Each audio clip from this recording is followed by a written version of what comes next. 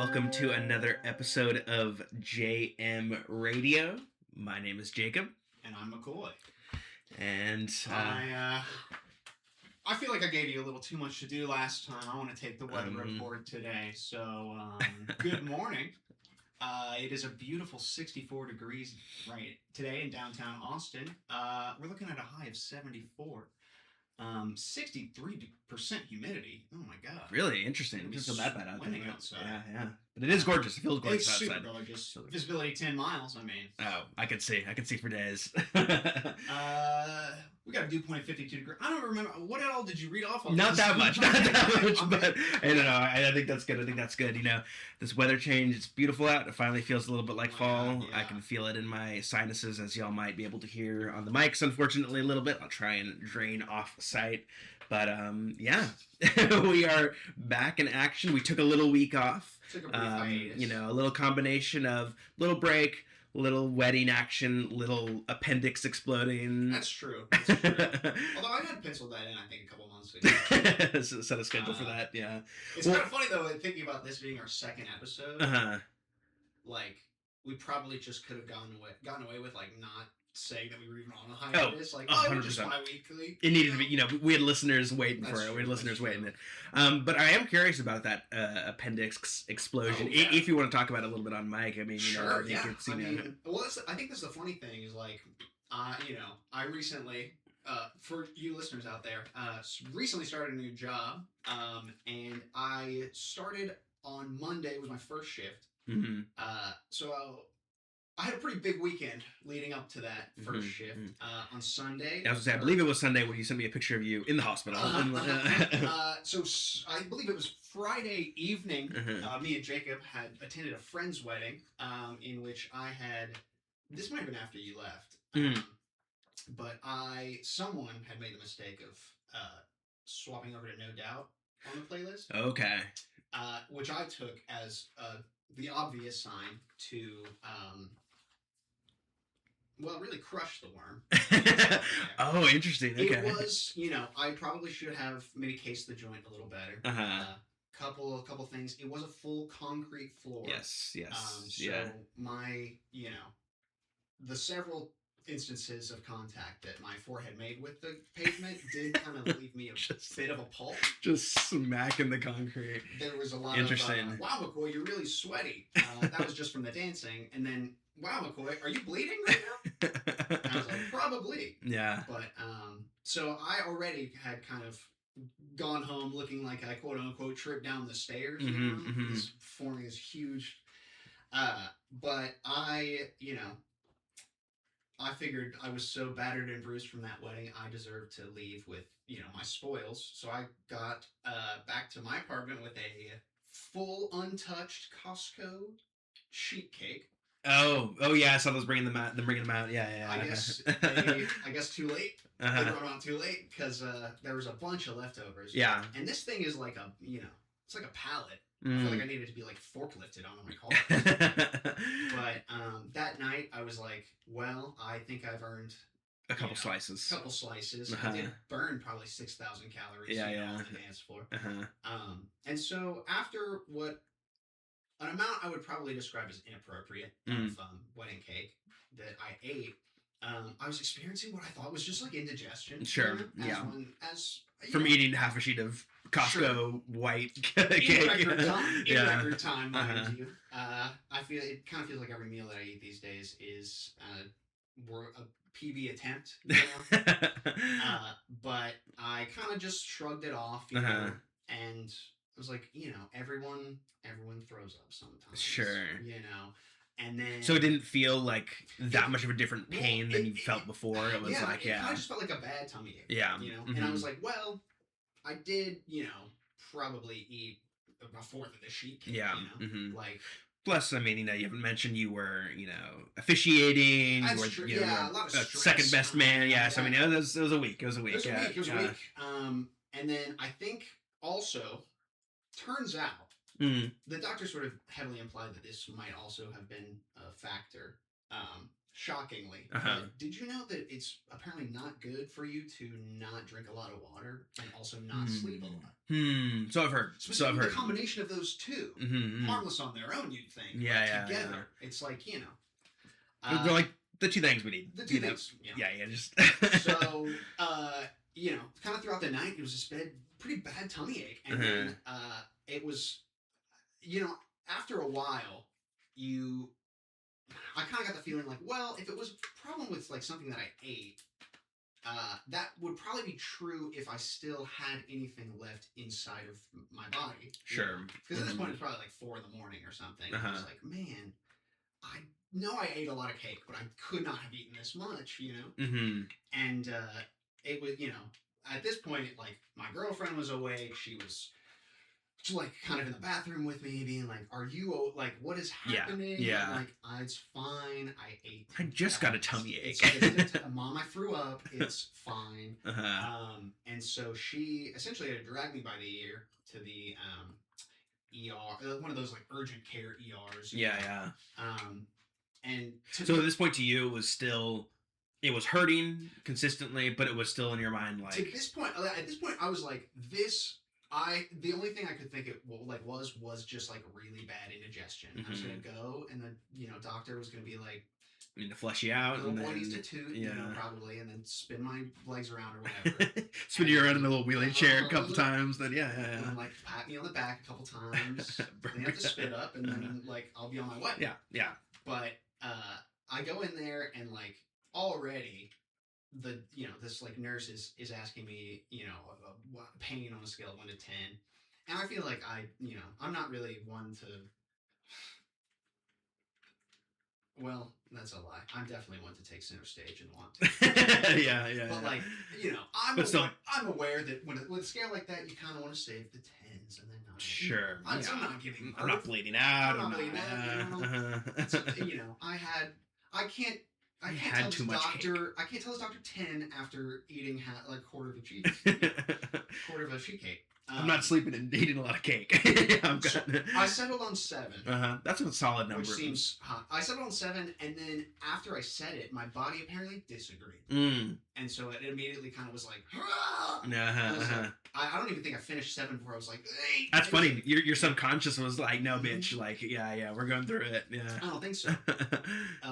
Which is kind of like, it kind of makes me question the motives of my body. Yeah. Because like the first thing he said after I was like 8, he's like, "Oh man, that's pretty bad. Here, we're gonna get you some morphine." And he disappears, and 4 hours ago, I was in my girlfriend's apartment on the bathroom floor, being like, "I shouldn't have eaten all that cake," and now I'm in a hospital emergency room, being like, "We're gonna get you some morphine." I'm like, "I've never had morphine."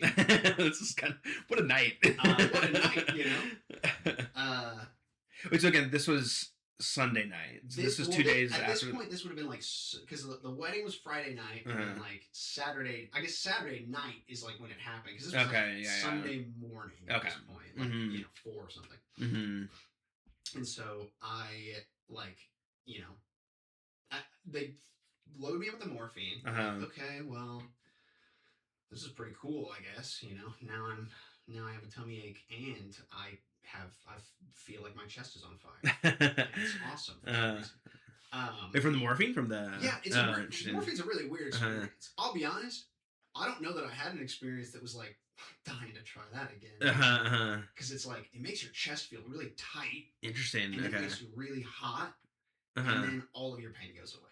Interesting. Okay. Yeah, I guess I've never. Yeah. And I was like, I don't know. I think it makes sense why we use that stuff. Sure. But at this point, another doctor comes in at this point and is like, "All right, we're gonna get you a CT scan." And I was like, "A CT scan? Like, all right." It's gonna show us just a solid piece of cake in my stomach. I don't want you looking cartoon. At the cake pop that my stomach has become. And so I think I'm always one at the doctor's office who's gonna be like, "Yeah, but I don't know, I'm not gonna do that." Yeah. Not as like I'll be okay, but more as like I'm gonna save that for someone who like really needs. Yeah. I don't care about. I treat my body like a the beater car. We're met. I'm gonna know, Tom, I'm 50 to address this. Stuff, yeah, I'll do what my dad did and just not address it until I'm 60 and then not be able to move around. But like, can't look left anymore. Can't turn right. My dad, Zoolander. But like, so I'm always, like, I don't need any of that, like, whatever. I think this was the first experience I've ever had, like, at doctor's office where I was like, no, I feel like y'all, like, the doctors seem more concerned than me. Yeah. And that, I think, is, like, that's interesting. Maybe I'm going to let them handle it. Do you, because, like, so you told them you had pain, you told them it was, like, in a certain part of your stomach or whatever, and that's pretty much all you had communicated to them. Well, I think at this point, the A word had been thrown out there. Oh, appendix had been, okay. Because he was like kind of feeling around. Yeah, and that's what he knew is he was pressing around and like the side of the appendix. Whenever he pressed it, I was like, but it didn't happen when we pressed the other side. Sure. And he's like, okay, so it seems like it's your appendix, whatever. Man, this story's going on for a long time. No, it's good, yeah. But like, so because it was a urgent care, so it was essentially, it was next door to like a plucker's wings. Yeah. So, good, so you can get cleaned out and go right next door to we were gonna take out your appendix here, but we can't, operating room is full and we have to wait for them to clear out the grease traps so we can dispose of our materials. It's got buffalo all over their fingertips on their but so, I get transported to, ironically, the hospital I was born in. Full circle. I'll die here. Beautiful. Absolutely beautiful. And like, at this point, it's kind of surreal because it's like super early. I hadn't slept at all. I was about to go into, minor surgery, really. But like, the doctor was like super chill about it. He kind of was like, yeah, your appendix, like, they said something about like it being like 8 millimeters, normally, and yours is looking like it's pushing a centimeter. And I was like, oh shit.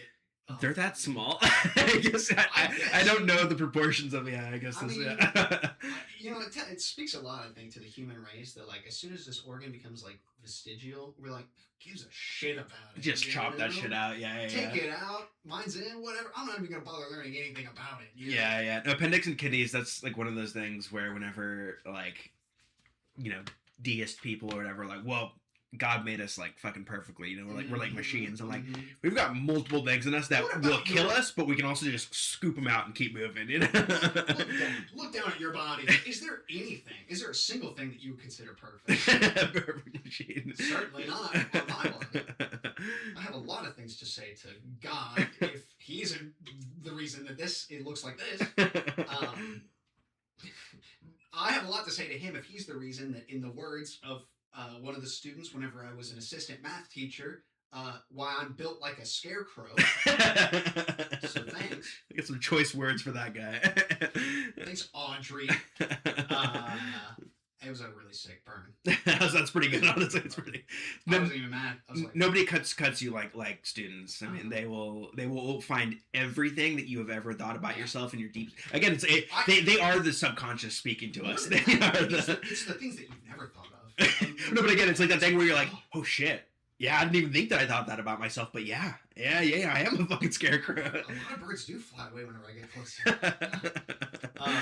but so, we go to the hospital I was born in.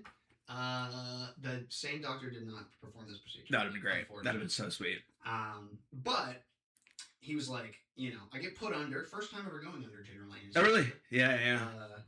That's because I don't think I've experienced morphine, but I have experienced, going under for surgery, and that's also a weird experience where it's just like, it is so sudden. It is. It's like, I was just all of a sudden. It was out. Back up, yeah.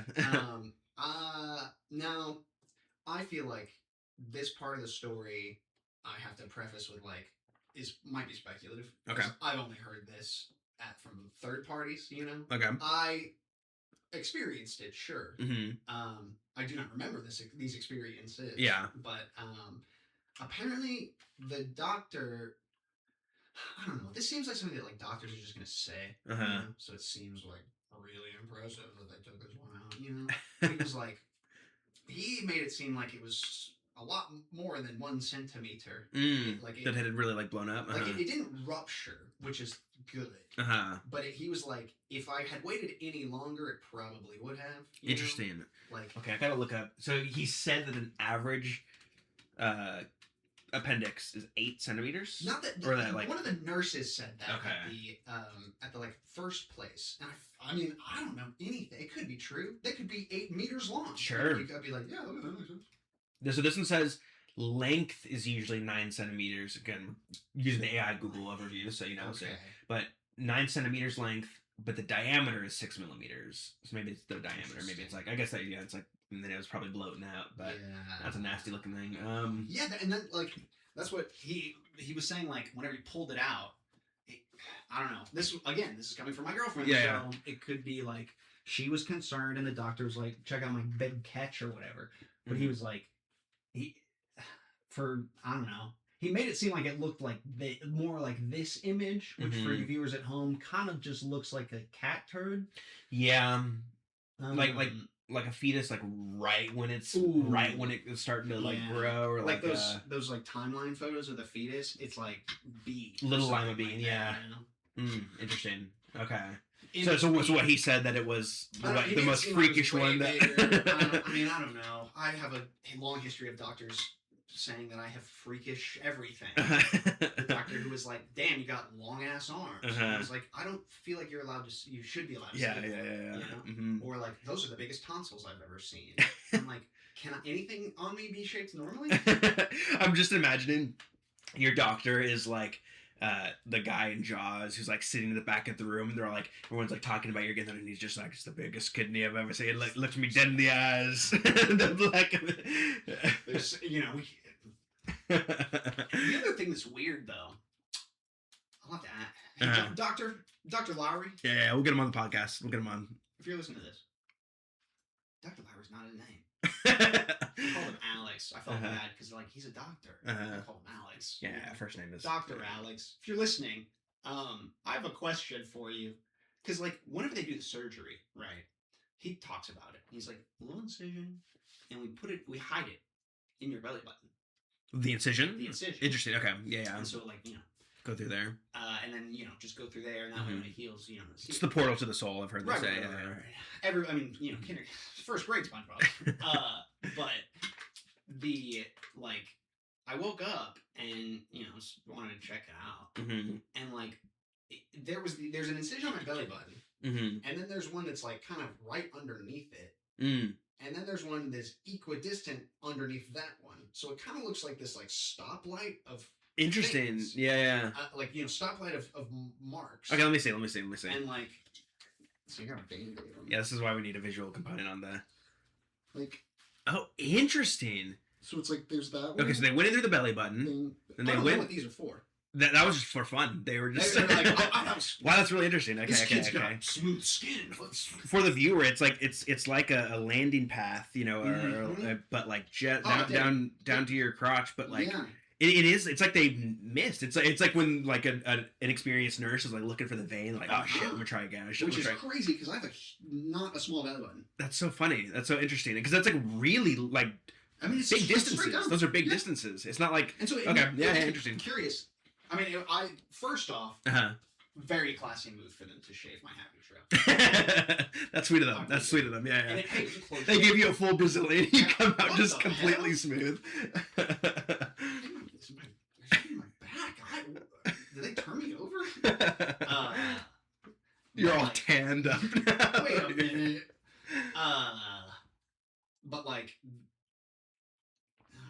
Yeah. Where am I going? Oh, well, my question though is like, because you know, you hear these crazy stories about like a belly button being like, you know, essentially like the way people talk about it, you think the bacteria that's in there is like the same as what's under like 10 feet of permafrost in Antarctica. We don't even know what is in there. You know, like these are barely, you know, we've never seen these before. Everyone's belly button is like the grossest thing ever, and I'm like, so I get that you make an incision in the belly button to like kind of hide it. Sure. But like the part of my brain is like, yeah, but I don't know. Granted, I know, you know, almost nothing about belly buttons. other than like, aren't they like super dirty? Well, how would that be? You know, a bunch of doctors around the round table being like, all right, where are we gonna make this incision? Like, how about we do it like in one of the most unsanitary places? You know, the place that no one cleans when they shower. All the lint, let all the lint fall in there. Yeah. Maybe that's how they keep the space. You know, is they like of the appendix. You know, they don't want it to fill up with whatever, so they just put your belly button lint. They make they jerry rig a sort of fake one. It's got a little filter you gotta pull out. Yeah. Which reminds me, I gotta replace this. Gotta replace the lint. But so he pulls it out. And like, you know, it's just explaining about this like, you know, huge gigantic thing. Did you get to see it, or did you get to see a picture of it or anything? No, that's lame. So that's lame as shit. The thing. Yeah. That first question I asked the doctor. First question: do I get to keep it? Can I go home with it? He said, no. Wow. Because we have to send it to the lab. And I was like, sure. He's like, well, we just, you know, we want to send it to the lab to make sure, you know, like to test it, make sure it was like appendicitis. And I was like, to make sure it was appendicitis. If it wasn't, are you going to put it back? Yeah, what are you talking about? Good to go. Slap the hood on your like, at this point, I don't really give a shit if it was appendicitis because you've already taken it out of my body. Yeah. You know? And I feel better now. But I guess, just in case, I'm sure it leads to, can detect other shit, sure. Funnily enough, my girlfriend also said that was the first question I asked after I woke up. Oh, yeah. Where is it? Where'd it go? So I'm going to find it. I'll find that. Dr. Alex, I will find you. I'm going to find you. I'm going to find my appendix. So, at this point, you don't know if it was appendicitis? It's still in the lab, or it's still... I assumed maybe I would get an email or something. But they were, like, confident that, I guess, that was the cause of everything. The way he described pulling it out, I don't know. He made it seem like it was like a stage 4 appendicitis or whatever, you know. Wow. It was like super appendicitis. Interesting. The Delta variant of appendicitis. Yeah. But yeah, well, the next day, I started a job. Yeah, fun. And I was like, "How was your weekend?" I was like, "Pretty good." I was in the OR 24 hours. Yeah, went to a wedding, went to like, So, I don't know. Fascinating. It feels pretty. I mean, like, you know, we're a week past. Yeah. I feel pretty like healed. Yeah. You know. Despite, I guess, having surgery. They didn't even stitch me up. They just sort of like glued. Yeah, put some band-aids over. That's so I'm curious, as somebody who has not had appendicitis, did they say it was like a, you know, for my eventual appendicitis, is it typically like that, where it's like you just all of a sudden, oh shit, I'm in pain? It's not like a gradual like thing. It's just like, yeah, I mean, like you only know once it is kind of at the point that it needs to be removed, or because my dad got it, and granted, I mean, maybe I should, you know, learn more about his medical history, but as we have spoken about, dads are not one to share anything. Sure. But he's like, he got his appendix removed, but I think it was a similar thing where it was like he didn't have pain up until the few days before, which is awesome. Yeah, well, and like again, we're perfectly designed by the master. I mean, you know, because like that's the thing. In the beginning, I really did think it was indigestion because it was like uncomfortable. But like, you know, the pain started and then like crescendoed. Yeah. Over the course of maybe like 6 hours, like at night, you know. And like really, I could, and I don't. It's like one of those things where it's like I don't know that it would have ever reached a point where I would have not like gone to the hospital or something, just because. Yeah. Like, it had gotten to the point where like I was, you know, wondering why I was throwing up so much, and it was just from the pain. Yeah, sure. I kept feeling like I needed to. Yeah. Even after like there's nothing left. You know? It's like because again, our perfectly designed bodies. I mean, like it's like like just your systems are just freaking out. They're like, oh, there's something in you right now that you need to get out and out of there. You know what else it looks like? It looks like Mr. Boss's son and Smiling Friends, you know, the little like thing that they have to take care of that shrivels up like a little bean. That's what the kidney looks like. So yeah. Well, I'm glad you're alive. Me glad too. you made it. Yeah. I feel like a lot of people say that, and like, I guess I need to like. I guess it is a dangerous. Is it though? I mean, I'm saying that, and I don't know. I don't know either, because like people say that, and like I feel like there's not a chance that I could have died. Really. Like, let's see. Can you die from appendicitis? I mean, I'm assuming you could probably die from anything, right? Probably. Yeah. It can be fatal if left untreated. With the right attitude, inflammation. Yeah. You know? According to the mortality rate for appendicitis is less than 1% if treated promptly. See, that's kind However, of... if it ruptures, the mortality rate is between 5 to 10%. So they're like, yeah, it's a good thing we got the shit out of you. Yeah, he did say that, like, if I had waited any longer, it probably would have ruptured. Yeah. Wow. Well, on that, let's take a quick break. Hell yeah. I gotta reassess some life stuff, I guess. Or near death. Welcome back to JM Radio. Oh god, you scared me, guys. Yeah, so we are back. We are back from the appendicitis talk. That's true. Part two. Much to fill in. All the juicy details that I'm not going to share with you, listeners. Only our Patreon. Only our Patreon. Well, going on from that, something that stood out to me this week that I was kind of this image that popped up on Twitter, which I'll pull up here, and maybe we can post it somewhere / we'll get to the video eventually. But just for context for the listener, it's this picture of, on the top half of the image, it's this giant Roman forum, these giant columns, and then on the bottom half of the picture is the same forum several centuries later, more dilapidated, but within the confines of what was once like a busy kind of courtyard, is like now smaller homes and farmsteads that have popped up in it. And the commenter, the poster, had said, "I wonder what this did to the psyche of the Italians in much of Mediterranean Europe to live for centuries among the ruins of infrastructure that was impossible to recreate." And it's been, in Discourse popping up on my feed over the last couple of days. Somebody pointed out, you just have to ask the Russians, and it put all these big images of this giant communist infrastructure that was built, and again, what it must feel like to be living as like sort of a normal person with these things in your surroundings. It's funny. It's like these like megaliths. Yes. Yeah. Very much so. Very much so. The scale of these things. It's like not that like we don't have the technological means, It's not like, we're not talking ancient aliens here. I just feel like it's like the scale of some of these things that like we built is just, I mean, in this sort of like medieval example in like Rome, like they, just didn't have the resources, Or really the means to keep it up. Structure of kind of the Roman Empire. That's like one of the ones specifically in the comments they were talking about was just like as the sort of empire sort of faded and the power sort of faded, and something that was as simple and ubiquitous as like aqueducts, these giant systems were just unable to be kept up with, and so these giant former infrastructures kind of fell to the wayside. But as my mind always kind of goes down the road is just how that kind of triggers myth, I mean, with this idea that like humans are so inherently creative and storytellers and all this kind of stuff. And so somebody pointed out, shared a story from a Briton, a British person, British Isles person, whatever, English person, Anglo-Saxon, whatever they were at the time, somebody in like the 800s who had written like a poem or something like that about these infrastructures, and how like living, and it was like I think a very kind of common phrase now, but like sort of like living in the shadow of like giants, living like, oh, they see these infrastructures and like the only way that somebody could have created these things is if they were giants, as if they were literal gods in a way. And again, just how myth kind of sort of floats and it kind of creates these stories despite humans having made these things.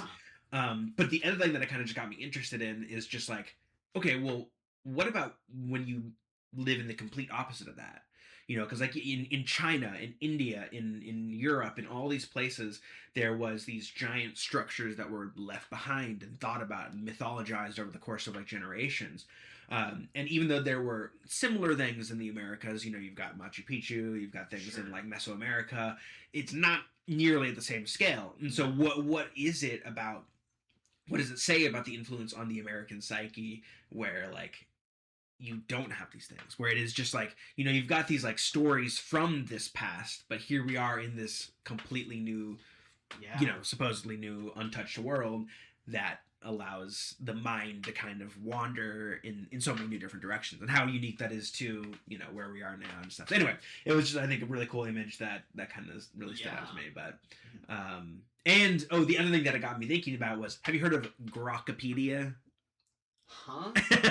So it's X's, Twitter's, Elon's, whatever, Grok, but they have created a Grokopedia as a anti-woke, probably. I don't know if he's specifically catered or like advertised it as that, but I can imagine it's something. Oh, actually, no, I know exactly, like, directly that's how they're using it, because one of the key um, articles they use to show the differences between Grok's fact-based, journalism versus Wikipedia's woke, anybody can edit kind of, takes, is they used the landing page of the George Floyd Wikipedia page versus the George Floyd Grokopedia.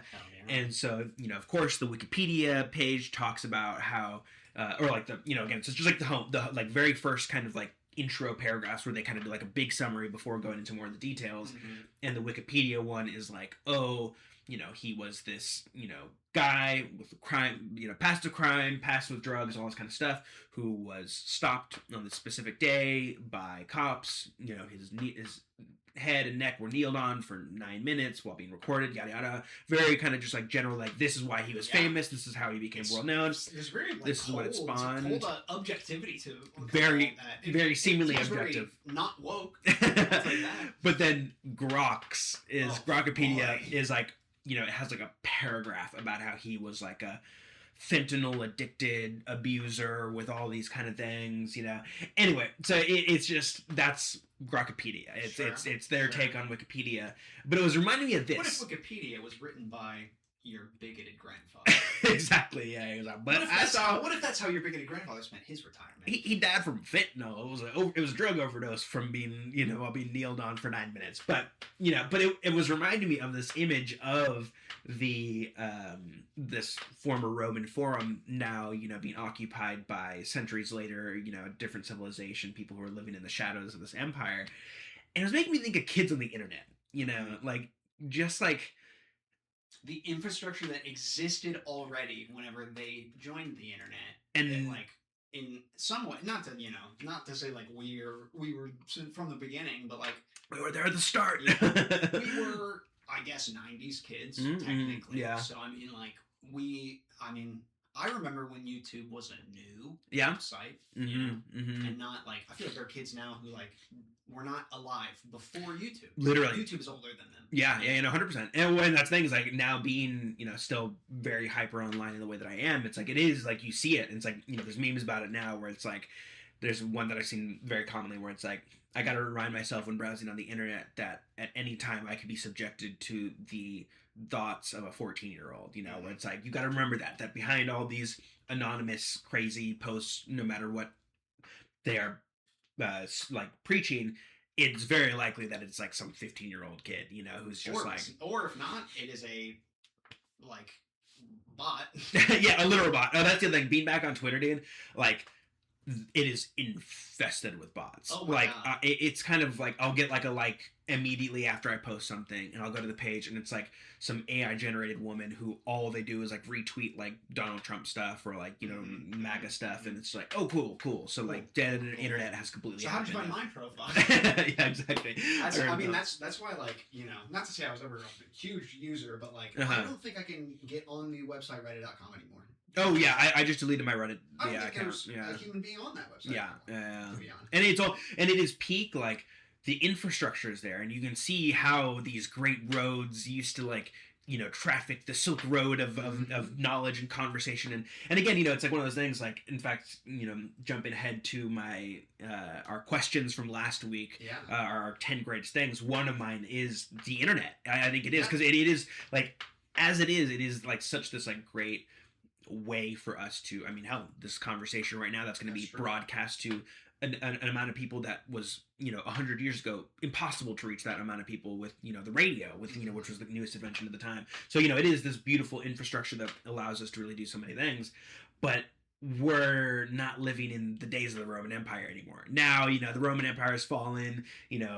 There's all these different splits. There's the Eastern, there's the Western, there's the Holy Roman Empire, there's the there's the Germanic tribes have risen up and have gotten kingdoms and coming up and Visigoths. down. Everything At is. some point until the Hun is in there. The Huns We're living in the infant, and too, like it's like I'm sure you saw like a week ago, AWS, like Amazon Web Services or whatever, went down, and like some huge percentage of the internet just like went down, just collapsed. So I don't know, in very kind of similar ways, it's just making me think about like we're living in a kind of like the like browsing on YouTube, and it's like you see the way content is now, and again, the way that content was when it was created, how it's like it still has these callbacks or these feelings of the past and these things that made these systems great. But we're kind of balkanized in it, and I don't know. It's fascinating. It's funny because it's like something that I thought about looking at this photo, and especially when you were talking about like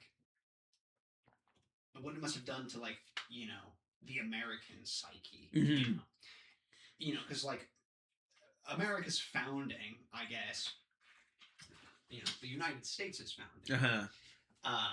It was like all these dudes in Europe where like this is what they were experiencing. Yeah. Go to this like new land that has a human population that already lives there. That based on sort of the migratory patterns of Homo sapiens, like just were technologically not as advanced as they were. Probably didn't have outside of a Machu Picchu or like, Chichen Itza or something. Like, they like the state of civilization was not the same. About these places. And so like it's funny thinking about how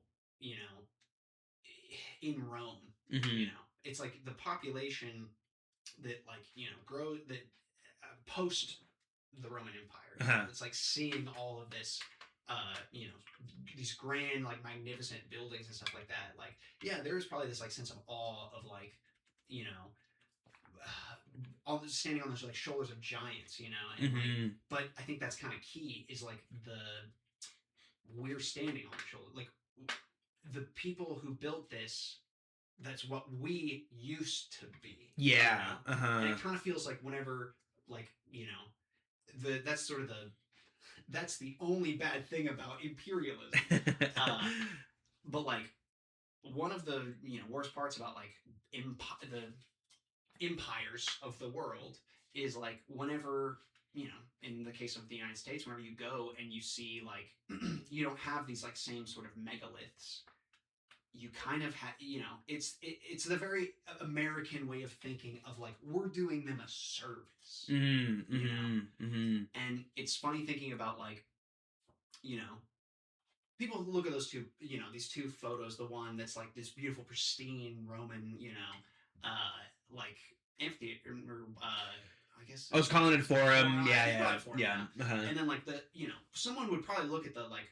The lower photo, which looks a little bit more dilapidated, like very kind of shanty, Middle Ages kind of housing that's in there, would see that as kind of like lesser. We're in the Dark Ages. We're in the Dark Ages. Stuff. But it's like, think about, why now do we not build these things? A lot of it has to do with the fact that like we don't have fucking room to build any of this stuff. And it just like sometimes I look at this photo and I think like, is the top one better? Yeah, sure. Because in the bottom one it looks like more people could live in that space. It's more like like sure it's dilapidated, but it points to more human ingenuity of like, hey, instead of building something we don't need. This huge, monolith to the gods or whatever. Why don't we build a community here using what, we don't need as much and stuff like that. And it kind of makes you think like, I think it's easier to rationalize like, okay, maybe we shouldn't have come in and like, sort of dominated the basically stolen this land. Built, paved over it. And then, kind of are able to sleep at night now because we have convinced ourselves that we've given them something better. We are the trailblazers. We are the Yeah. Well, I think the car culture and car, that's a very something that I think everybody's very aware of, especially in America. Is just like how much our entire infrastructure has been built around cars and roads, and how that is, though those are our Roman infrastructures, Yeah. you know, is highways and these giant, you know, megalopolis urban sprawls, um, and how that's a very interesting kind of you know, these old Roman forums were, yeah, these things built to the gods, built to the leaders, the I great. would consider them practically built buildings. You know That they're not practically like built. they're Yeah, not yeah, yeah, for practically sure. built. They are definitely, built like, to purely for the aesthetic. Yeah, yeah. Which, you know, I mean, that's another conversation. You know, I think it kind of comes up of like, you know, why don't we build great things? And it's like I do think that I respect that opinion of these things, where it's like, you know, we should build these great things not for the gods but for us to, you know, Yeah, it's like yeah. a great chapel, or, you know, like a, you know, these great infrastructure that is, you know, whatever, promotes ideas and, you know, influences people to pursue greater things. You know, I think there's a certain amount of respect there. But it's very interesting that, like, you know, in America, that, yeah, again, cars and highways are sort of our, I mean, we have Capitol buildings that, you know, try to emulate these things. True. But they're not like, it is just roads. Well, it's like roads are it's like they feel manufactured, because I think that was the other thing that it made me think of, is like Europeans now, you know, it's someone who lives in Rome today.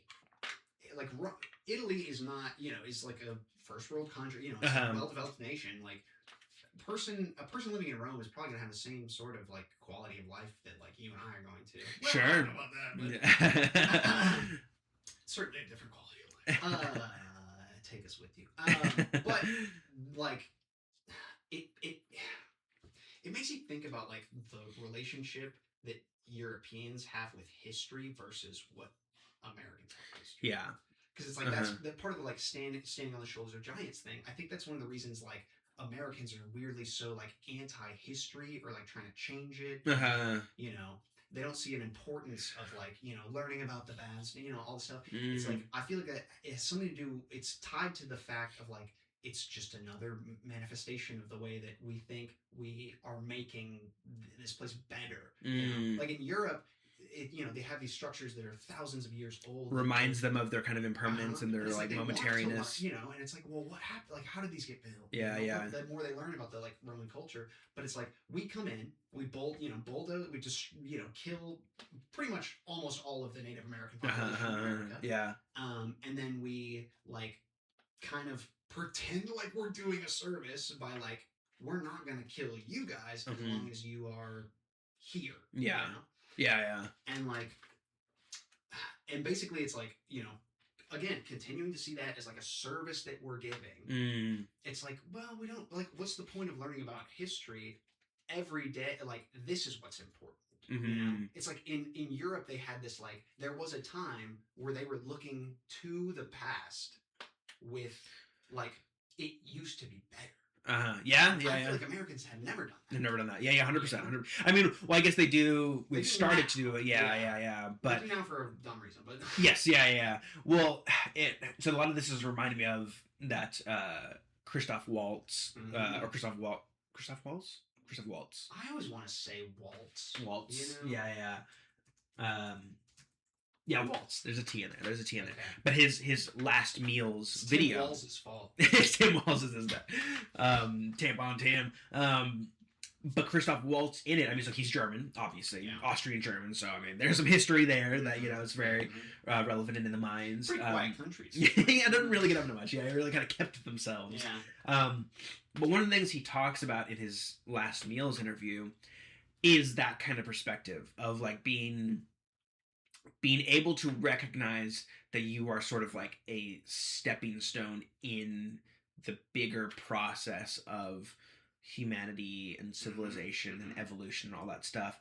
And, you know, I'm sure it's probably even hyper relevant being a German Austrian. But it's, you know, it goes into what I think we're saying of like, you know, it's just a very old world perspective. You know, it's kind of like with, I think, the China versus the U.S.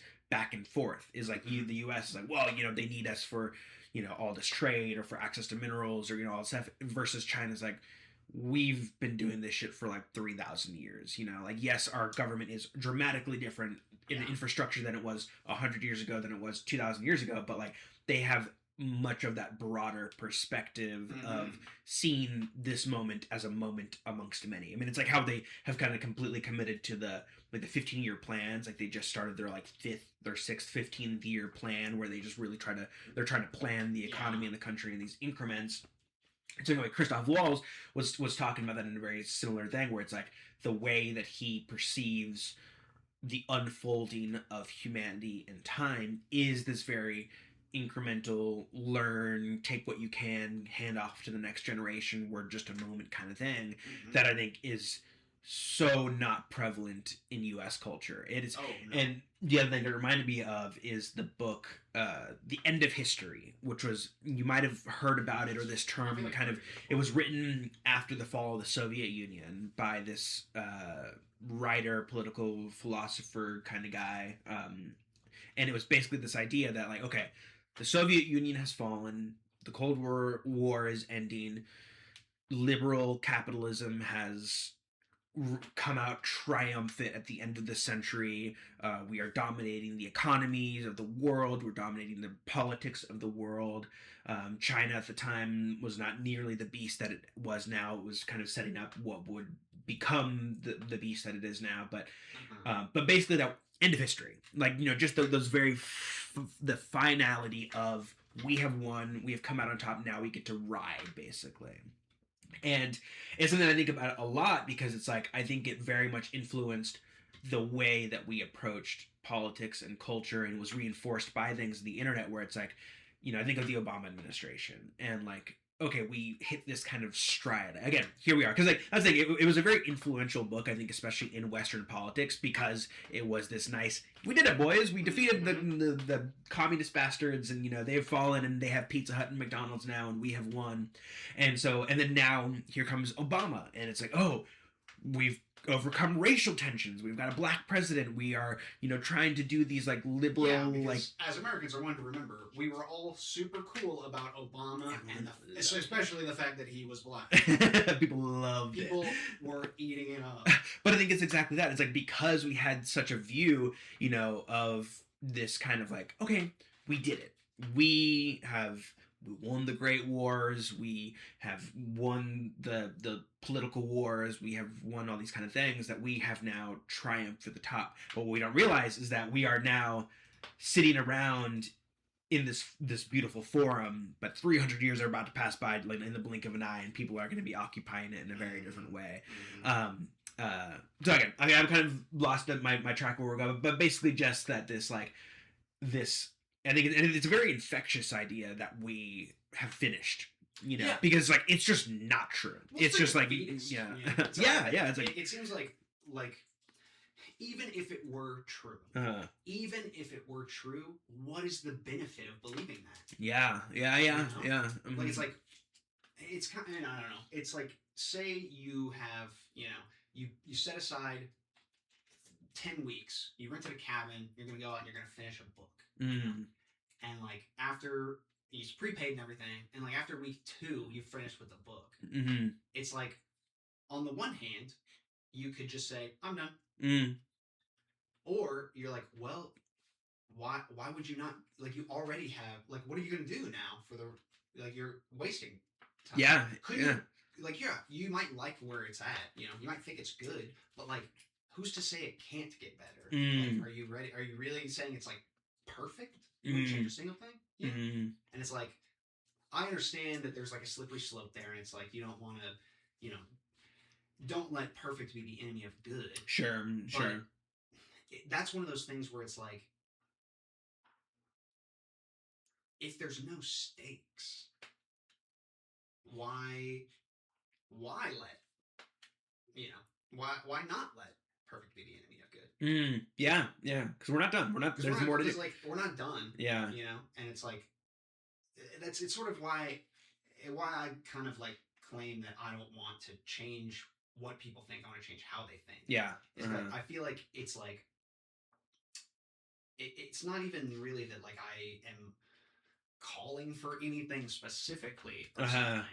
Just, I don't know. I wish people thought different. Yeah, sure. Like that. Be more open to that endless unfolding of humans. To not see it as, I guess like not see chasing perfection as like, oh, we're not good enough. But like, no. It's like, why don't we just all accept that we are good? Yeah.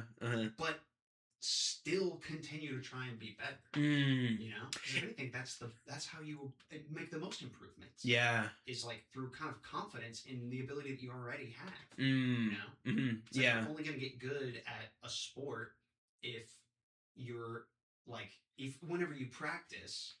I mean, not only, but like if you like want to get good at basketball, you're probably more likely to stick to a like regime if the first time you hit the courts you're able to make some shots and like are having fun versus like going out there and like being just so terrible that you're like, what's the point of even? Yeah, 100%. A very immediate example is I was playing pickleball yesterday with some people, and one of the people she's very not a sports person, very not hand-eye coordination. God bless her, but like holy shit, like I'm like it's the ball's just coming at you, just swing at it, but like just kind of freezes and whatnot. But like there, we were kind of like walking her through her serve a little bit afterwards, and she was just like so like, oh, like I'm really not good at it, and it's like, well, just keep doing it, because like eventually you just like iteration.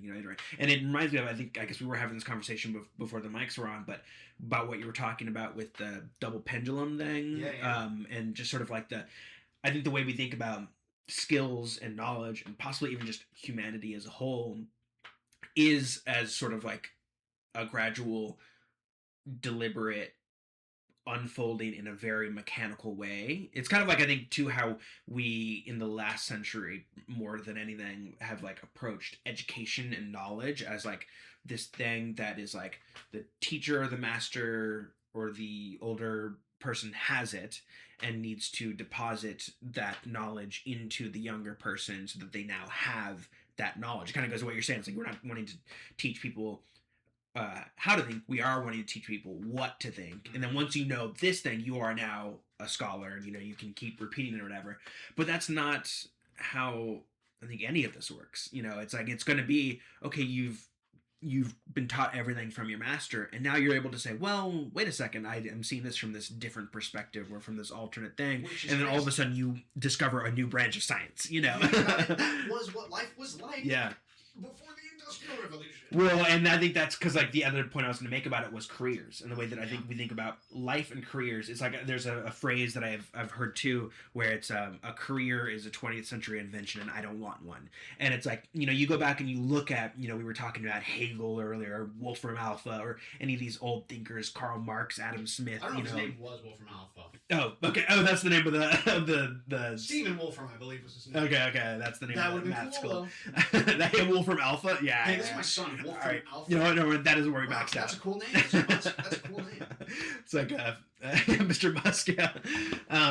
But yeah, just how like people used to be this huge unfolding of things. Like you were not just like I am an IT guy and I'm an IT guy for the rest of my life. I'm a teacher and I'm just a teacher of history or whatever. It's like these guys were like multiple philosophers of different philosophies and histories, and we're also trying music and painting and going out and trying to do politics and forum and maybe acting. It's like everybody was so many things. We had the room to, because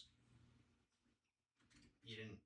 It wasn't tied to money. Yeah, exactly. Once it became a career, this thing that you're like, okay, I have to become an accountant, to become a junior accountant, to become a senior accountant, to now I'm an executive accountant for my entire life. And it's like, okay, but you're doing that one specific thing for 40 years of your life. And then retirement is like the ultimate, I think, kind of like, but it's like the way we think about retirement is the ultimate, okay, I'm done. It's like, well, just because you're 60 years old doesn't mean you're, you still got like potentially 20 to 30 years of being and thinking and trying new things. Well, and it's crazy to think about too, like because there are people that like are like that, and I feel like that's a lot of there's a lot of, it seems whenever I talk to people about this radical way of living, they're always like, yeah, but I like my I like my job. Like, Sure. some people do enjoy that sort of corporate ladder. Of course. Moving up. Of course. I might not. But Yeah. I don't think that it's a bad thing that some people do. Yeah, yeah. But it's like, that's the point that I was trying to make is like, yeah, but in what I'm describing, what you're doing is still possible. Sure. You can still do that. Yes. Yeah, yeah. What my idyllic future does not require a dismantling of yours. It just requires you to be open to finding ways in which yours can meet mine. And it's like, that's what I wish people had like thought, is not like, how can I make my idyllic world, and seeing everyone else's as like, that's not in my idyllic world, so that's an obstacle. Yes. Yeah. So it's like, how can I make sure that I'm getting what I want while they don't?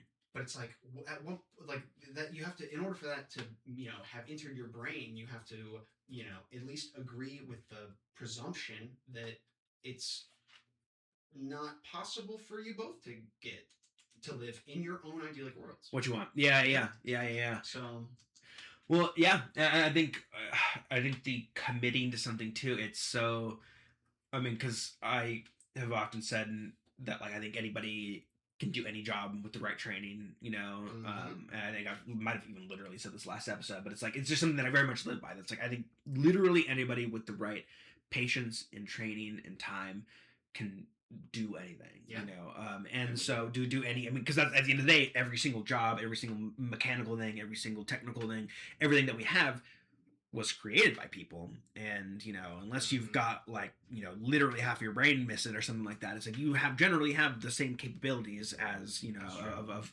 perceiving ideas and moving forward. That do have half the brain that are capable and still do it. So yeah, I don't know, it is, I think, I think, to go back to the Christoph Waltz thing, it's a really good interview. I think it's funny because there's moments in it where, even though I think I like the format of it a little bit more than the Hot Ones interviews, the host is still a little bit of that Sean Evans type, and and then of course they're still trying to fit it in like a 20-minute video and make content out of it or whatever. But there's like these moments where Christoph Waltz is kind of clearly like getting into a more kind of like deeply meditative, emotional kind of response to something, and then the guy's like, all right, well, look into that camera, this camera, and say your last words, and it's just like, there's just like these funny moments, but it's a very, and again, I think, especially it coming from like an actor or somebody at the top of their career, top of their profession in these certain ways, but then hearing him talk about these deeply like philosophical things, like talk about how he's like, well, by the time Inglourious Basterds came around, I was getting prepared to quit acting completely because I hated it and I hated the industry.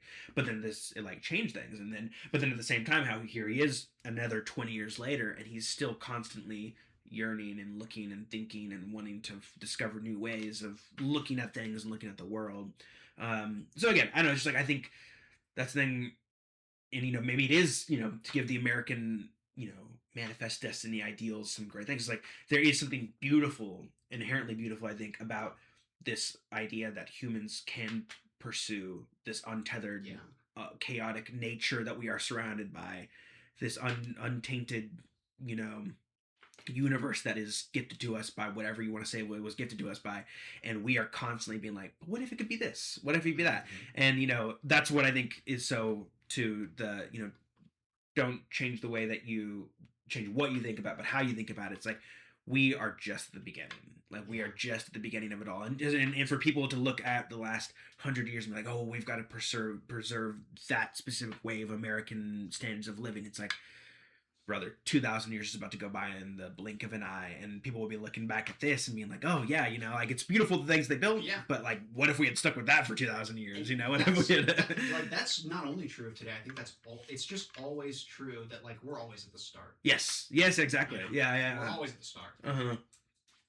I guess the one thing I want to say, I guess, is like a button. Have you ever heard of this concept of moral ambition? Moral ambition? No, I don't think so. I haven't. I'll preface this by saying I haven't read this book, but I've read a little bit of it. This guy, Rutger, you think? That sounds familiar. Rutger. That's how you pronounce that name? Rutger? Yeah, I think so. Rutger. Okay. Rutger Hauer is a name that sounds. That's true. Okay, so this is Rutger Bregman, and basically, like, his claim is like,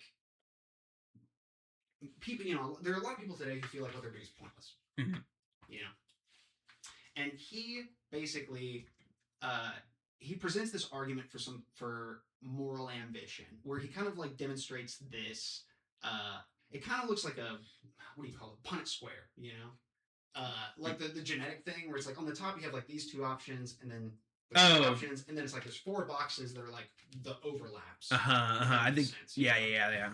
And so he basically creates this table in which on the the first 2 categories are, you have jobs that are not so idealistic and jobs that are idealistic. And then you have jobs that are not so ambitious, and you have ambitious jobs. Okay. And so he separates those 4 into like, there are 4 different kinds of jobs. There's like the job type number 1, which is the not so idealistic and not ambitious. So like a bullshit job. Yeah. Or you were from a family of a bunch of money, Yeah. Okay. And then you have type 2 jobs, which are ambitious, but still not so idealistic. And he kind of claims these are like the corporate lawyer kind of consult, a lot of these like money jobs where it's like they've got the energy, but you have to be ambitious to get those jobs. But like, if you think about the effect that you are, like, they're not really idealistic. Like, no one grows up dreaming to become a corporate lawyer. Sure. They want to be an astronaut or whatever. And so type 3 jobs are the idealistic, not so ambitious. Which is like, someone who has a part-time job that they're super passionate about, Like on the weekends, I'm a barista because I love coffee or something like that. Like, okay, it's not super ambitious, but you're very idealistic about it. Yeah. And then number 4 is like that's the moral ambition. That's something that's idealistic and ambitious. His argument is that it's actually independent from your job. Because you can find moral ambition anywhere. And basically, it's like his claim is like moral ambition is like the attitude more of like, no matter what job I have, even if it seems like I'm not doing anything, moral ambition would be still trying to find the ways in which you can make a positive impact. Yeah, interesting. Okay.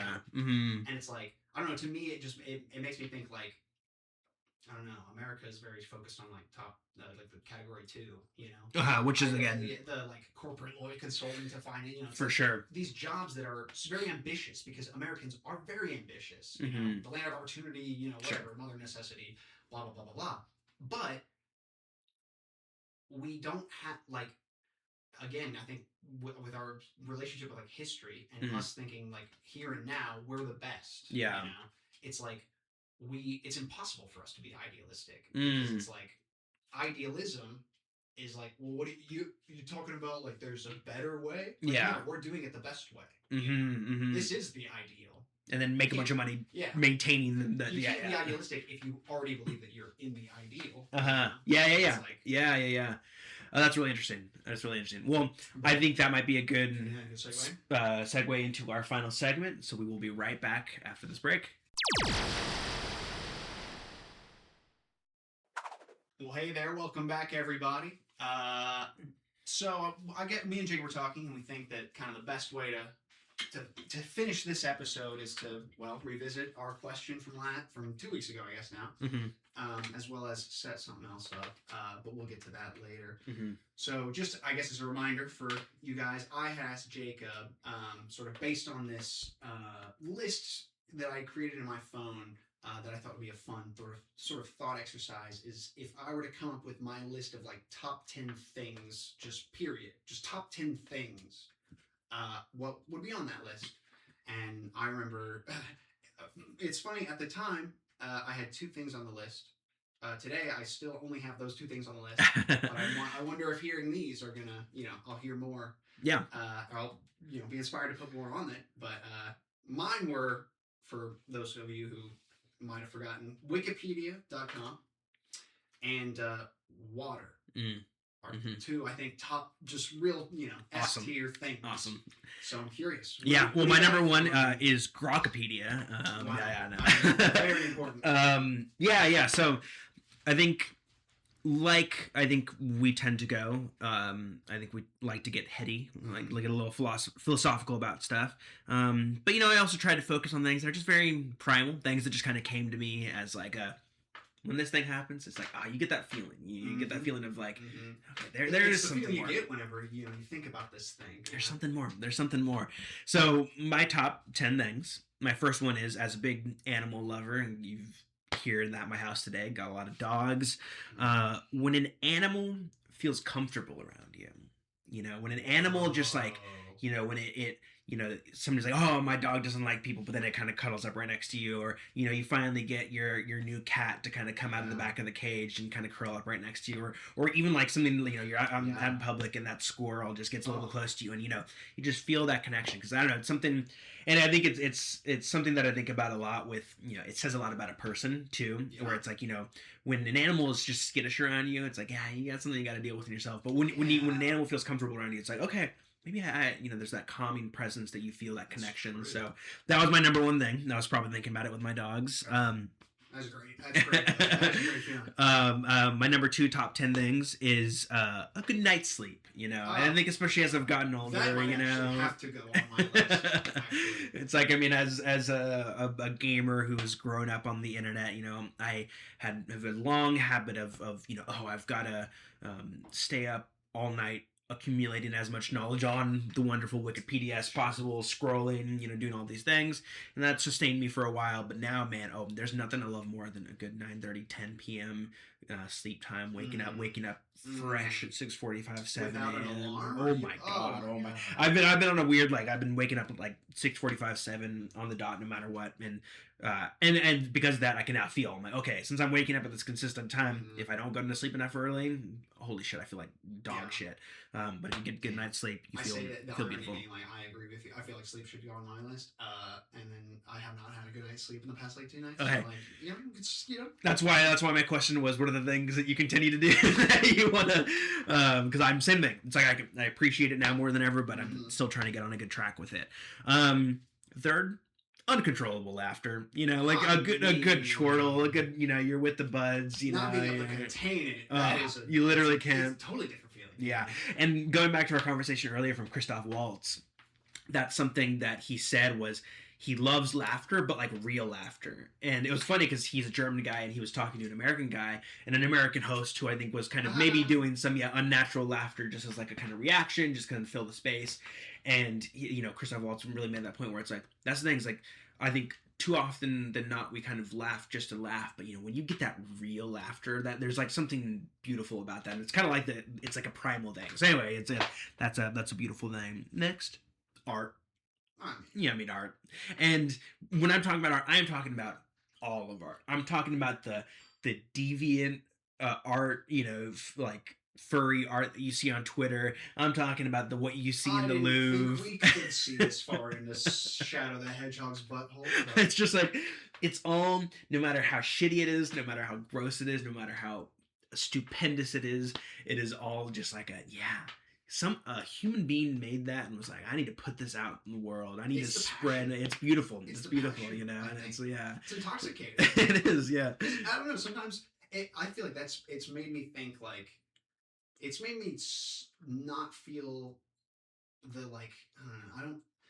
Not to bust out the old millennial term, but cringe. I feel I don't really feel things as cringe anymore. Yeah. Because sometimes whenever you see something that's that one might think is cringe-worthy, sometimes I just think I don't know. Think about how much they love Sonic the Hedgehog. They just have got to make him look busty as shit and post it on Twitter.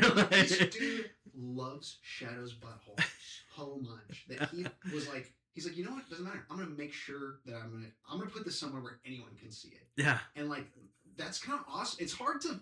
I feel like it sounds like a joke, but I genuinely dead serious. It hard to feel cringe. Yeah. Cringe is dead. Cringe is dead. Damn, they really do like this. Cool. Yeah. So that's that one. And then following up, I said this earlier, I love the internet. I love the internet. It's, It is sending us into a spiral that I think we need to be sent down, and it has connected us. It has allowed us to see and think about things in such radically different ways. Talk about changing the way we think, not only how we think. I think, unfortunately, a lot of the internet and the way that things are presented is attempting to teach us or tell us what to think, but that's all us. I think as a thing, as a creation, as a tool, I mean, it's fucking incredible. I mean, again, the ability for me as a 11-year-old kid to hop on World of Warcraft and be talking to some 40-year-old guy going through a divorce on one side of the coast while also talking to a Indian guy in England, and we are coordinating a World of Warcraft raid, and then at the end of it talking about our days. I mean, that's insane, and it's literally something that has never existed. In Russia called me a racial slur for a race that we don't even have in this country. It's awesome. It's awesome. It's just it's fantastic. It's fantastic. So the internet, when the end of a show or a movie sticks the landing, I mean, nothing feels better. Nothing feels better, and also nothing feels worse when it doesn't. Because when it doesn't, it's like, oh man, I just spent like 4 seasons on this thing and countless hours of my life and thinking about it. Ending on something. Holy shit. Man. Holy shit! Yeah. Because like we just rarely ever experience that. And I think maybe that's the end of what it is. It's like when it's like so often things do just kind of end. Yeah. So it's like, and it is maybe it is. It's like it's a very unnatural thing. So it's like when being able to see something come to this beautiful height, endpoint, whatever, and be like, wow, yeah, that felt solid. That felt awesome. Yeah. So yeah, when something, and also I mean maybe it goes into the art thing too, not even specifically the show or a movie, but like. You finish a song and it's like, oh shit, yeah, fuck yeah, dude, that was awesome. Or you're you watch a baseball game and it's just like when an ending was nice and satisfying. It's like nice, and because we've been there too, it's like I think about football Super Bowls that are infamously like, I guess that was a game. Oh, I guess it ended. But, but when you have a story to tell and it ends awesome, it just again it hits. It's kind of like that uncontrollable laughter or that feeling. That's true. So another one that I have, second to last. Realizing you have way more time than you thought, and that's another thing that I think is something that is a remnant of the pre-internet career-oriented 19th century, where it's like, or 20th century, where okay, I finished high school, now I'm going to secondary school. Okay, I'm going to secondary school, and hitting these kind of milestones that we're seeing as where you got to be. And again, I think that there's some beauty in that, and being able to have that structure and being able to hit those goals. If you want to climb the corporate ladder, more power to you. Sure. But I think that has created this sort of cloud in so many people's minds that I think I've seen our generation endlessly discuss on the internet, on places where it's like, when you kind of finally reach 30 years old, you're like, oh my god, I thought I'd have this by 30. I thought I'd have kids, a wife, whatever, a job, a career, yada yada yada. But then reaching there and being like, okay, but like I still have so much time. I mean, something I think about is like once you hit 30, you look back and you're like, oh my god, I've been on this earth for 30 years. Oh my god, what am I doing? Yada yada yada. But I mean, fucking hell, 10 years of that you basically spent as an idiot baby, just wandering around. The next 10 years you spent kind of figuring things out, and then the next 10 years you were figuring out what you were just figuring out. And then I have to think about 30 years after, whenever I turn 30 years after I'm 30, I'll be like my parents' age. And they still are very much like doing things. Yeah, that too. Yeah, exactly. So we all still have so much time. And then the last thing, kind of the same lines as everything else, good food.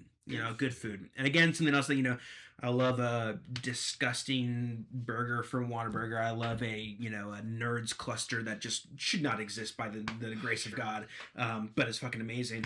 But I'm talking about like, it's kind of to the good sleep thing, to the whatever. It's like, once you kind of really start being like, oh man, like when I'm hungry and then I eat like a nice piece of chicken, and like you can feel those nutrients just pouring through your body and rejuvenating you. And it's like, weirdly, I feel like this one also kind of goes back to the passion. It's like whenever you can taste whoever made this. Yeah, and it's like, yeah. This isn't like a Big Mac where the burger is like half off the bun, like the lettuce is all over. It's like, damn, this is food, not calories. yeah, 100%. And then of course, I love food. Who doesn't love food? So yeah, those are my 10 things. Those are my top 10 things. Just top 10 things. Top 10. Good top 10. I feel like there's definitely at least 4 or 5 in there that now I'm realizing probably are also on my. Well, let's hear yours. So. Okay, well, my top 10. My question posed to me was a little different. I had something I do based on how I was raised. Oh, well, I was gonna say maybe this is communication. I think we should both answer both of them. Oh. Yeah. Oh, okay. So start with your 10 right. things if you have that, and then we can. Okay. Or do you want to have that question go first? Oh, man. Should we do maybe a little sandwich? I did my top 10 things. You do your response to that question. I'll do my response to this question, and then back to your 10 things. Okay. Yeah. Okay. Speaking of sandwich. Okay. So, listeners, you might just hear some like furious scribbling. Okay. Well, sorry for spoiling this then, but I guess to skip ahead, the question posed to me by Jacob last week was, what's something that I do that I do solely based on the fact that I was raised doing it, even if today I don't really agree. So it's something that you're sort of like, you're conscious of doing it, conscious of its origins in a way, and conscious that like, I don't want this to define me going forward, but hey, we are all still in that riptide, and we are all still in that riptide. I feel like, it was hard to answer this question until I thought about like, what do my parents do? What do my parents do that I do?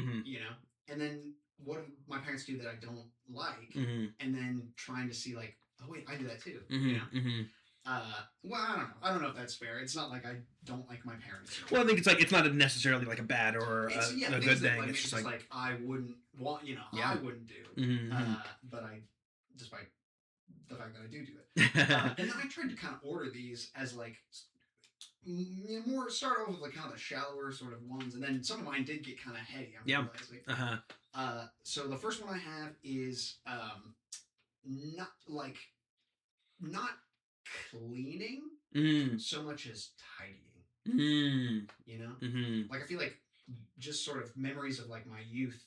There's a lot of the focus was more on like, well, what was kind of important is we knew that with 3 boys that were about the same age, like a mess was not sustainable. I mean, a clean house was not sustainable.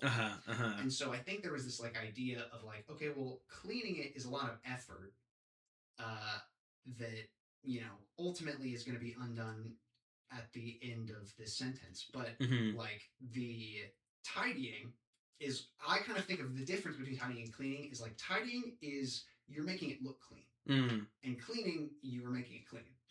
You know what I mean? Yes, yeah. Like it was like cleaning is mopping the floors. Tidying is throwing your dirty clothes into the closet and closing the door. Yeah.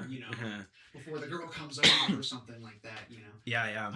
And it's like, I think my parents being very kind of like, they hosted a lot. Very gracious hosts. We had a lot of people over at our house, but like our house was pretty constantly dirty, because it was me and my 2 ding dong brothers, like just fucking it up. But like the I don't know, I feel like that's something I've carried on to my adult is like I'm cleaning, but it's almost like I'm tricking myself by like I've done something need to look clean, But so something I want to get rid of. And then this one's a weird one that I feel like less people do the more I talk to them. But like my parents were the kind of people that whenever you went and bought powdered hot chocolate, we mixed it with water. Oh, interesting. Not with milk. Interesting. Okay. To Interesting. the point where I remember the first time I ever met someone who like used milk, which I'm sure is 99% of the population. I was like, what are you doing? That's how you make that, And it's so weird because I've only ever seen like my parents would only ever make it with like boiled water. Interesting. Because I think there is like. I mean, I think I've heard that that's like a thing. Yeah. Because I think even the instructions say like hot water or milk. Interesting. Okay. My parents would just like do water. Yeah. And so like I'll still do it. Even now, like having tried it with milk, folks, if you haven't tried it with water, don't. It's worse. Like milk is better. Stick to the milk. Yeah. But I'm 28 years old and I live alone. I don't have milk in my fridge. So whenever I make it, I still make it with water. And every time you're like, fuck. Right. Gotta remember. A super cold home. Oh, yeah. We were those kind of white people. Yeah. Like a crisp 65. To the point where like I'll walk into someone's home that's like thermostat set to like 68. Yeah. And I'm like, oh, man, what do you have at Yeah. What's it? I'm sweating my ass off. And it's like, dog, it's freezing outside. Like, it is, like, literally freezing. It is 30 degrees. Why are you complaining? You know? And I get it's like maybe this is like my princess preference or whatever. I'm just going to keep it, you know. I can afford the air conditioning, or whatever, which I can't. I think I have gotten better about that. I feel that. I mean, to the listeners that don't know, we spent a brief stint down in Mexico, and I think that was a big sort of. I was like, oh, y'all don't use AC at all, like at all, and it makes sense. I mean, there's like just like less AC infrastructure down there, so everyone has like wall units and stuff like that. But yeah, I think the amount of times I was like, it is stuffy as shit in this room. Please turn on some air. I was like, oh wow, yeah, I really grew up surrounded by AC, like with AC always on. Like, it's the inside wind. Inside wind. I need some airflow. Yeah. It's like the Sargasso Sea. Number 4, never stretch. Oh, so you did 10 things for this too. Yeah, I did do 10 things. Okay, I only did like 1 or 2. Keep going. You know what? Hey. Maybe I'm thinking. Okay, here's what we do.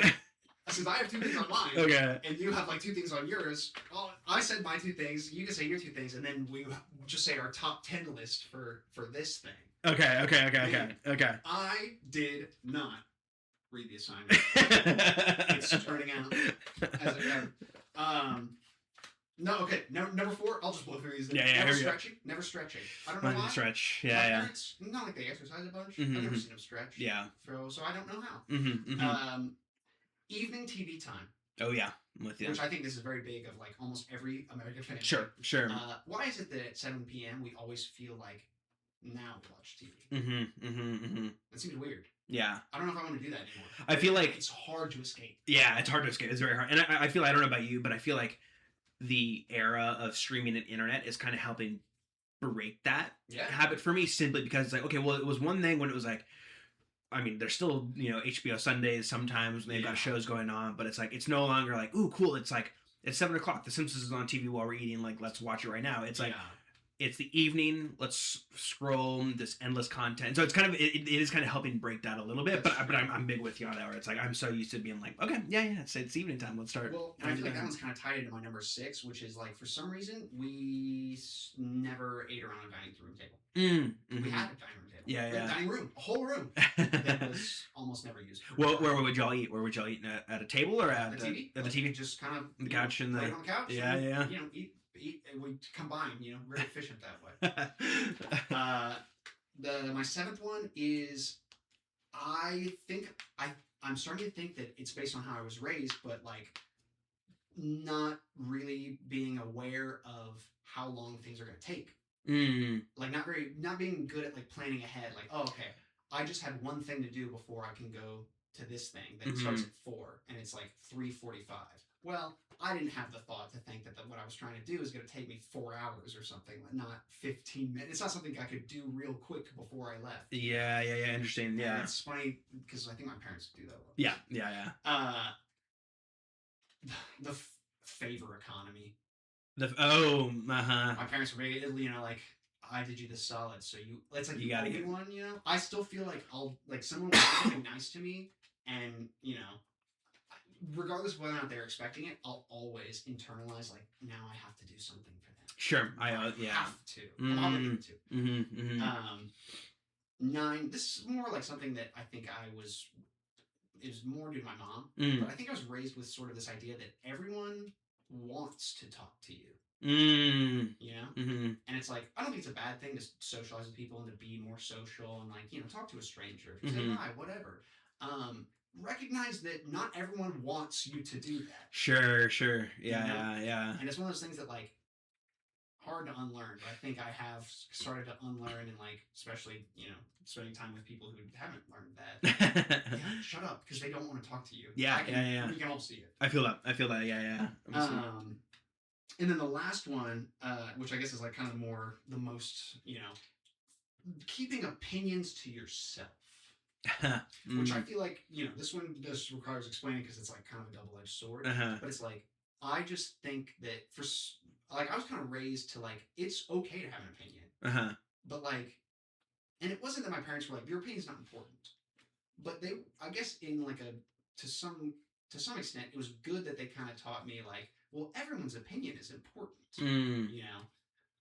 But like, for some reason, part of that message that stuck with me was also like, because of that, mine had no value on its own. You know, like, interesting. everyone has their own opinion, so like, you know, what does yours really mean? Yeah, yours is just one of many. Interesting. Versus like, you know, which I feel like that's what I don't want to teeter. You know, it's like, yes, I feel like everyone's opinion is important and deserves to be heard. You know, I don't think that everyone has a good opinion. Yeah. I don't think everyone's opinion should be taken equally seriously. Yeah. Especially, you know, if that's one thing the internet has proven to us. Yep. That's one thing the internet's proven to us. But but I don't think that I don't think it's ever true that there's no value in someone's opinion. Yeah.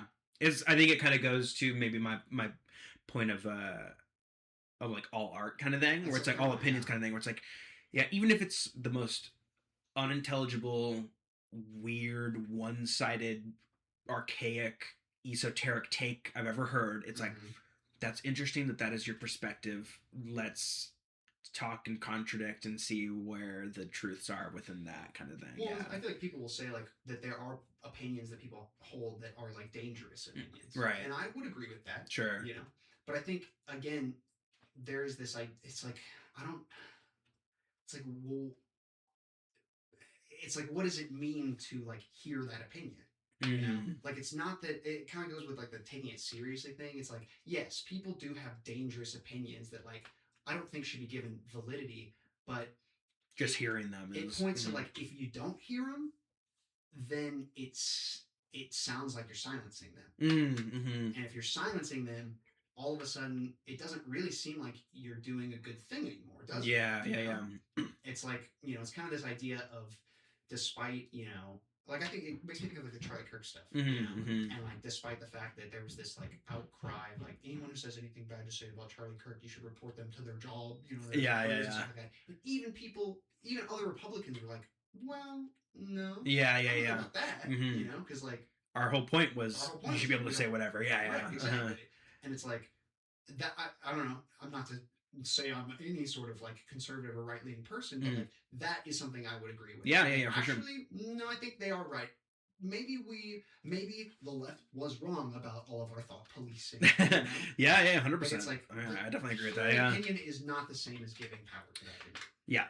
Yeah, 100%. And again, it's like I think if anything, it kind of gives it more power to silence it. You know, it's like it's why I think, you know, on one side of the spectrum, it's like the complete shutdown of like any discussion around leftist thinking or communist thinking or social, or whatever you want to label it in America, has just given it power to be like, well, yes, when you make it to be the scariest thing in the world, and then somebody comes out and it's just like, well, I just kind of want us to like our taxes to go to like pay for social or for like socialized healthcare or something like that. It's like, oh, okay, so it's not some big bad boogie.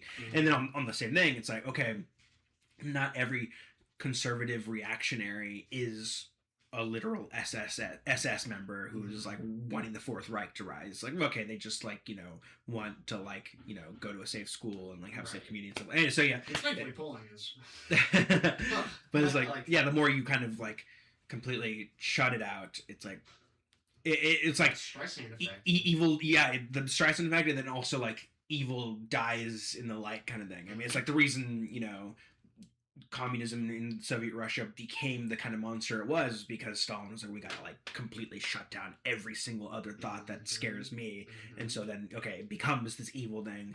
So yeah, that's interesting. That's interesting. I like those. But yeah. Well, now I'm curious about yours. Okay. I mean, I said Wikipedia water. I actually did think of one that you didn't say that I'll add now. For top 10 things? Top 10 things. Okay. Which is another sort of like loose, like heady one. Play. Just play. The fact that we have this like this instinctual thing, you know, that other animals have, even, that like we kind of just want to have fun sometimes. Yeah, be a little goofy, be a little silly. Yeah. We want to be silly sometimes. Well, we were talking about Italy earlier. There's a great clip that I saw on TikTok a couple weeks ago of these like just like old like was it because like a nonna is a older woman. Nonna is like grandmother. And then what was nono, or is it what's a male? Yeah. No, is it? Yeah. But anyway, these older Italian gentlemen, plump bellies, gray hairs. They're sitting they're sitting by some water, and they're just like playing, like, it's not chess, but it's like a kind of like a little board game. A couple guys are jumping in the water. A couple guys are like smoking cigarettes, and it's like, they know how to play, you know, and maybe it is living in the shadows of multiple empires, but it's like, you know, we really need to kind of just chill out. Like, you know, it's like we have the time to say, okay, we don't need to always be working, always be on, always be professional, be whatever. It's like humans are playful creatures. We gotta start taking things anything but seriously. I think because we've spent a lot of time. We've wasted a lot of time. Yeah, being serious like that. Well, I guess to that, maybe that's a good segue into my things that I carry on that I would like to reevaluate or change those rhythms. One is contentness, or I think something that similarly I have been kind of trained on from a very young age is being okay with things, being comfortable with things, being accepting of things, being accepting of, and I think it's benefited me in a lot of ways. I think it allows me to be in many different kinds of rooms, carry on conversations with many different kinds of people, really kind of something that I often try to like maintain for myself is everybody is pretty much the same when you really kind of get down to it. I think it goes to a lot of things that we're talking about. Like at our core, we are mammalians who seek comfort and being seen and having a purpose and all these kind of things. And if you approach everybody with that, all that matters then is, okay, they are a stranger and I got to learn the little idiosyncrasy. So it's very helpful in being able to kind of find balance wherever I go, be okay with things. Oh, things go really wrong, whatever, it's fine. They'll be better the next day. Tomorrow's a new day kind of thing. But at the same time, it kind of creates this kind of like, I don't know if like apathetic sort of like, you know, maybe we do need to be serious, you know, to kind of reverse what we just say. It's like, okay, maybe we do need to like, you know, well, maybe we need to change what we're serious about. Yeah, and like lock in a little bit on different things, but like just that kind of, that being sort of okay with things means that you're just okay with things. And so, you know, and then, so, you know, I think it's maybe allowed me to kind of, in some ways, healthily deal with a somewhat toxic culture, but at the same time, it gives me some credence. I'm like, well, you know, but you do need a little bit of that, you know, that's fire true. Under your ass to be like, okay, you know what, yeah, you're comfortable right now, but tomorrow you might not be. Right. So, well, you kind of need something to like. You need, like, if you're comfortable, it prevents you from doing anything that's going to make your situation worse as much as it is going to prevent you from doing anything to make your situation better. Yes, yeah, that's great. That's very well said. Yeah, exactly. So there's that. I think that's a big one that I ruminate on. And then another, let me pull up my phone here real quick because I had it written down. The notes, Jamie, pull up.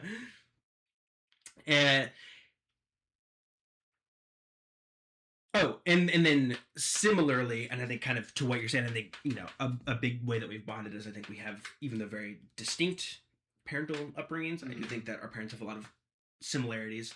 And so to my eccentricities, it's like I think I've often leaned towards, okay, most people want to talk in a very similar way. I think, you know, the whole reason that you and I have connected is we are able to kind of ramble and talk, but that is also very much a distinct way that we specifically have been brought up. And it's like, you know, I've recognized how in the past my ability to endlessly carry on a conversation has annoyed people or pushed against people, or, you know, had led to some complications and things.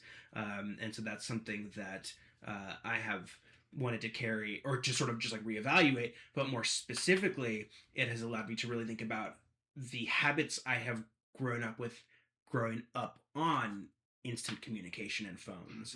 You know, this ability to instantly respond as soon as I, you know, get a buzz, instantly carry on a huge conversation over text. Something that I've been trying to carry or do more with texting is the only time I'm texting, I only want to text about the logistics to get to the point in which we are there having a conversation.